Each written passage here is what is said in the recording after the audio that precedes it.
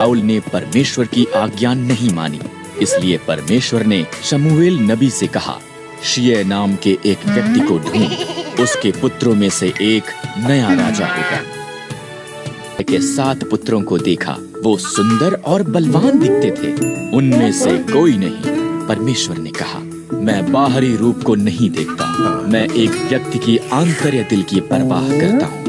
जो खेतों में भेड़ें चरा रहा था, शमूएल ने उसे देखा और परमेश्वर ने कहा, वही है। इस तरह दाऊद नया राजा होने के लिए अभिषिक्त किया गया था। अथ युद्ध किया। एक दानव पलिश्ती सिपाही गोलियत ने इजरायलियों को उसके साथ लड़ने के लिए एक योद्धा को भेजने के लिए कहा, पर सभी इजरायली डरे हुए थे। भोजन लेकर आया। उसने गोलियत की चुनौती सुनी और डरा नहीं। परमेश्वर की सेना का अपमान करने की उसकी इतनी हिम्मत। दाऊद ने कहा, मैं उसके साथ युद्ध करूंगा। शस्त्र देने की पेशकश की।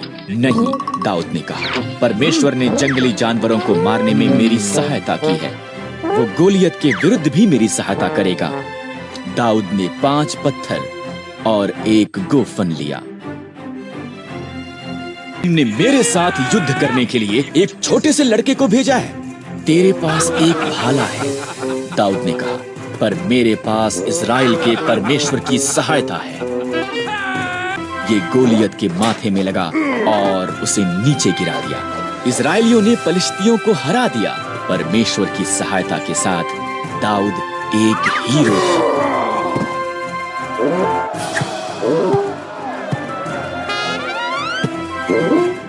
यहाँ तक कि उसका पति राजा क्षयर्ष उसके रहस्य को नहीं जानता था। एस्तेर यहूदी थी। एस्तेर का रिश्तेदार मोर्दकै महल में कार्य करता था और उसकी देखभाल भी करता था। एक बड़े इनाम को प्राप्त किया। वो बहुत घमंडी था। मोर्दकै के सिवा हर कोई उसके आगे सिर झुकाते थे। हामान अपमानित हुआ। उसने मोर्दकै और सभी यहूदियों को मारने की प्रतिज्ञा की।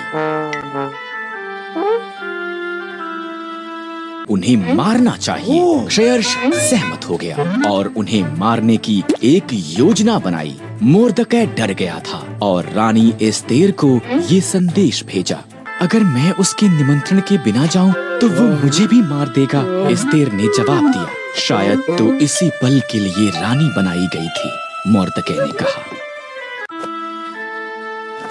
वो सिंहासन के कमरे में गई। राजा क्षयर्ष उसकी सुंदरता से चकित हुआ और उसे अंदर निमंत्रण दिया। क्या हम हामान के साथ रात का खाना खा सकते हैं? उसने पूछा।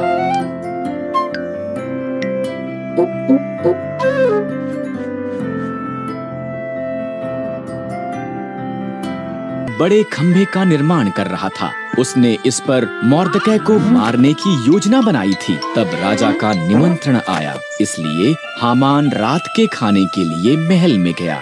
एस्तेर ने राजा क्षयर्ष को बताया। कौन ऐसी बात करेगा? उसने पूछा। दुष्ट हामान। एस्तेर रोई। हामान, सिपाहियों, उसे मार दो।